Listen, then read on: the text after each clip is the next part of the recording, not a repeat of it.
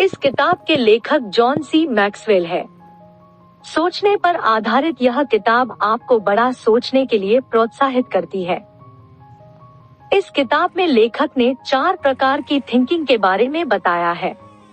हम इन सभी सोचने के तरीकों के बारे में एक एक करके बात करेंगे। लेखक कहते हैं कि आपको सफलता तब मिलेगी जब आप अपनी थिंकिंग यानी विचारों को बदल देंगे, लेकिन जब आप अपने लक्ष्य बनाते हैं तो कभी भी अपने छोटे लक्ष्य मत बनाइए, हमेशा अपने बड़े लक्ष्य बनाइए। आप सफल तब होते हैं जब आप अपने देखने का नजरिया बदल देते हैं। जैक फील्ड, जो जनरल इलेक्ट्रिक के सीईओ थे, बिल्कुल ऐसे ही सोचते थे। वह हमेशा कहते थे कि हमारा संबंध अपने कस्टमर के साथ अच्छा होना चाहिए। वह कहते हैं कि हमेशा एक जैसी सोच वाले लोगों के साथ व्यतीत कीजिए। जैसे कि आप बड़ा सोचते हैं तो ऐसे लोगों को ढूंढिए जो आप ही की तरह बड़ा सोचते हो। इससे आपकी नॉलेज बढ़ती रहेगी। आपको अपने कैलेंडर की ओर हर दिन ध्यान देना चाहिए। सोचिए आज आपको क्या करना है, कहाँ जाना है, किससे मिलना है, जिससे आपके ज्ञान का विस्तार हो। खुद को हमेशा मेंटली तौर पर पॉजिटिव रखिए। तुरंत एक्शन लीजिए। आपको उन एक्सपर्ट लोगों को बड़े ध्यान से सुनना चाहिए जो आपको कुछ बता रहे होते हैं। अपनी सोच को हमेशा बढ़ा रखिए। नए नए और अलग अलग प्रकार के लोगों से मिलिए। इससे आपको उनके बारे में पता चलेगा कि वह कैसा सोचते हैं। अब जानते हैं लेखक द्वारा बताई गई 4 प्रकार की थिंकिंग के बारे में। 1. Think creative. आपको थोड़ा क्रिएटिव होना चाहिए। क्रिएटिव का मतलब यह नहीं है कि आपको कुछ अलग सोचने की जरूरत है, बल्कि उन लोगों से सीखें जो आपकी फील्ड में मास्टर हैं। उनके आइडिया को लीजिए और उसमें अपने आइडिया को मिक्स कर दीजिए। इस तरीके से आप अपना खुद का कोई नया आइडिया क्रिएट कर पाएंगे। आपको हमेशा दूसरों के आइडिया की कदर करने वाला व्यक्ति बनना चाहिए, क्योंकि जब आप दूसरों के आइडिया की कदर करेंगे तब दूसरे व्यक्ति भी आपके आइडिया को उतना ही महत्व देंगे। आपको हमेशा अपने विचारों को खुला रखना है। दूसरों के विचारों को लेकर अपने किसी नए आइडिया को जन्म दीजिए। आप ऐसा कर सकते हैं। फेल होने से बिल्कुल भी मत डरें, क्योंकि फेल होना मतलब कुछ नया सीखना होता है। इस दुनिया में कोई व्यक्ति कभी फेल नहीं होता है, बस फेल होना नाम दे दिया जाता है। यह एक नकारात्मक शब्द है। अपने आइडिया का विस्तार कीजिए, कुछ नया सीखें। और कभी भी जब आप कुछ नया कर रहे हैं तब फेल होने के बारे में तो बिल्कुल भी मत सोचिए, क्योंकि ऐसा करना आपके लिए खतरनाक हो सकता है। कई बार ऐसा होता है कि जिन विचारों को हम अपने मन में नहीं लाना चाहते हैं, लेकिन फिर भी उसी के बारे में बार बार सोचते हैं। इससे आपकी क्रिएटिविटी, जो कुछ नया करने की होती है, वह समाप्त होने लगती है।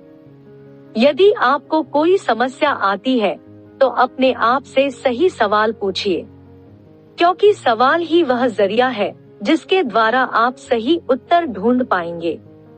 अपने आप से पूछिए, जो मैं कर रहा हूँ उससे मुझे क्या लाभ होगा, इससे दूसरों का क्या लाभ होगा, क्या यह सही है या मुझे कुछ और जोड़ने की जरूरत है।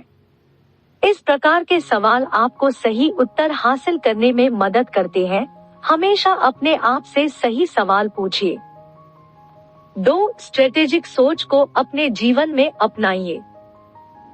यदि आपको कोई चीज कठिन लगती है तो उस प्रोजेक्ट को कई सारे टास्कों में विभाजित कर दीजिए। इससे आपका काम आसान हो जाएगा।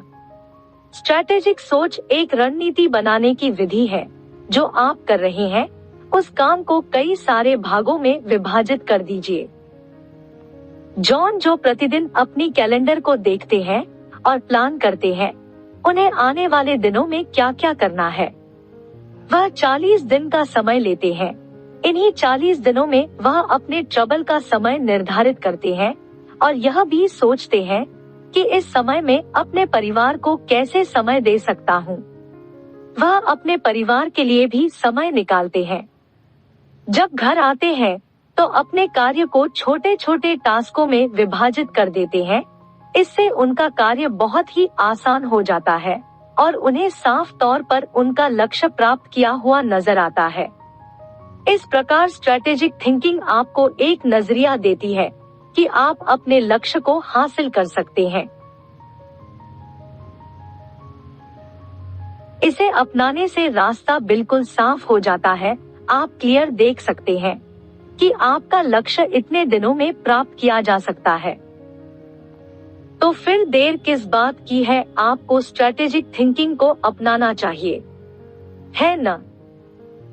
3. Reflective thinking. रिफ्लेक्टिव थिंकिंग का मतलब होता है और अधिक गहराई से सोचना। जितनी ज्यादा आप गहराई से सोचते हैं, आपको अपने सवालों के जवाब मिलने लगते हैं। छुट्टियों के बाद जॉन हमेशा अपने बच्चों को 2 बातें सिखाते थे और उनसे 2 सवाल पूछते थे। पहला सवाल, आप जब छुट्टियों पर गए थे तो आपको सबसे अच्छा वहाँ पर क्या लगा?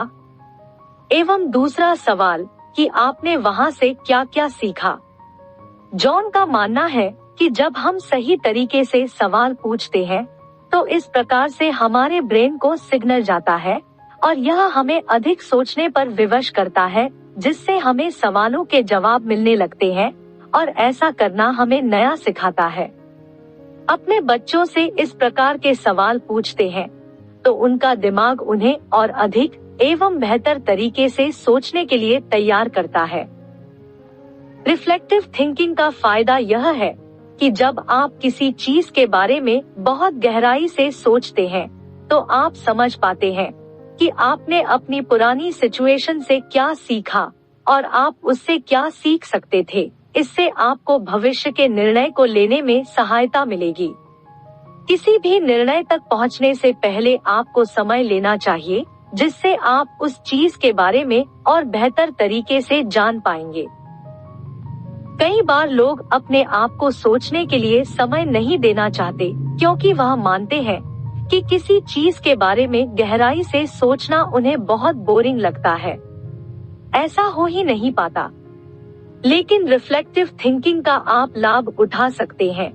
जब आप इसके लिए अपने आप को थोड़ा समय देंगे, तब आपको महसूस होगा कि यह बहुत ही अच्छी टेक्निक है। जब आप रिफ्लेक्टिव थिंकिंग का यूज करें तो पहले यह सुनिश्चित कर लीजिए कि आप किसी एकांत जगह पर हैं। आपके पास डिस्टर्ब करने वाले कोई ऐसी चीज ना हो जो आपको बार बार डिस्टर्ब करे। आपको एकदम शांत माहौल की आवश्यकता होती है। जब आप किसी चीज के बारे में गहराई से सोचते हैं तो आपको एक शांत माहौल की जरूरत होती है। यदि कोई व्यक्ति या कोई चीज आपको बार बार डिस्टर्ब करेगी तो आप अपनी उस एक चीज पर ध्यान नहीं दे पाएंगे। इसलिए बहुत ज्यादा जरूरी है कि आपको अपने आप को डिस्टर्ब करने वाली चीजों से दूर रखना चाहिए। यदि आपको ऐसा लगता है कि आपके पास बहुत ज्यादा काम है और आप अपने काम को सही तरीके से मैनेज नहीं कर पा रहे हैं, तो आप अपने उस काम को अपने किसी भरोसेमंद व्यक्ति के साथ बांट सकते हैं। इससे आप तनाव मुक्त रहेंगे। आपकी प्रोडक्टिविटी बढ़ जाएगी। कोशिश कीजिए कि आपके पास एक डायरी हो जिसमें आपकी सभी एक्टिविटी जो आप करने वाले हैं उनके बारे में लिखा हो। बार बार अपने कैलेंडर को देखिए, इससे आपको आपकी एक्टिविटी को सही समय पर करने में मदद मिलेगी। इस प्रकार से आप रिफ्लेक्टिव थिंकिंग को बढ़ा पाएंगे। 4. Popular thinking. पॉपुलर थिंकिंग कहती है कि जो ज्यादातर लोग कहते हैं वह जरूरी नहीं है कि हमेशा सही कहते हैं। जब आपके बॉस आपको कोई काम करने के लिए देते हैं तो आप पूरे विश्वास के साथ यह मानते हैं, मेरे बॉस ने जो काम मुझे दिया है वह सही ही होगा। लेकिन जब बहुत सारे लोग आपसे किसी एक बात करने के लिए कहते हैं, वो कहते हैं कि वह सही है। लेकिन अपने आप से पूछिए, क्या वह सही है? यह जरूरी नहीं है कि ज्यादातर लोग जो कह रहे हैं वैसा ही हो। इसका निर्णय आपको अपने आप से करना है। आप क्या सोचते हैं उसके बारे में? क्या आपको कोपरनिकस याद है? कई सारे वैज्ञानिकों का मानना था कि पृथ्वी ब्रह्मांड के बीचों बीच है, लेकिन इस बात को कोपरनिकस ने गलत साबित और उन्होंने बताया कि पृथ्वी सूर्य के चारों ओर चक्कर लगाती है और सूर्य के चारों ओर अन्य ग्रह घूमते हैं, तो इस प्रकार पृथ्वी ब्रह्मांड के बीचों बीच नहीं है। पॉपुलर थिंकिंग कभी कभी झूठ को अधिक बढ़ावा देने लगती है। कई बार तो जो अधिकतर लोग कहते हैं बस उसी को मानने लगते हैं। आपको पॉपुलर थिंकिंग को अवॉइड करना आना चाहिए। क्या आपको डर लगता है? कभी कभी लोग अपने ही रूटीन में इतने मग्न हो जाते हैं कि वह इससे बाहर आना ही नहीं चाहते। वह इसी को सच मानने लगते हैं। आप चाहे तो अपने बॉस के द्वारा कही गई बातों का विस्तार करते हुए उसे सही भी कर सकते हैं। खुद से सवाल कीजिए, क्योंकि सवाल पूछना आपको एक बेहतर इंसान बनाता है और आपको अपने सफलता के मार्ग पर आगे बढ़ने में मदद करता है। हमेशा अपने आप को नए नए लोगों से मिलने के लिए प्रोत्साहित कीजिए। जब आप नए लोगों से मिलते हैं तो आपको उनके अलग अलग प्रकार के विचारों को जानने का मौका मिलता है और आप उन्हें अच्छे से समझ पाएंगे। उनके विचारों को तुरंत रिजेक्ट मत कीजिए, उन्हें समझें और सोचिए कि आप उनके विचारों से और क्या सीख सकते हैं। सही सवाल करने से आपको बड़ी सफलता प्राप्त करने में मदद मिलेगी। इस किताब की समरी को सुनने के लिए आपका धन्यवाद।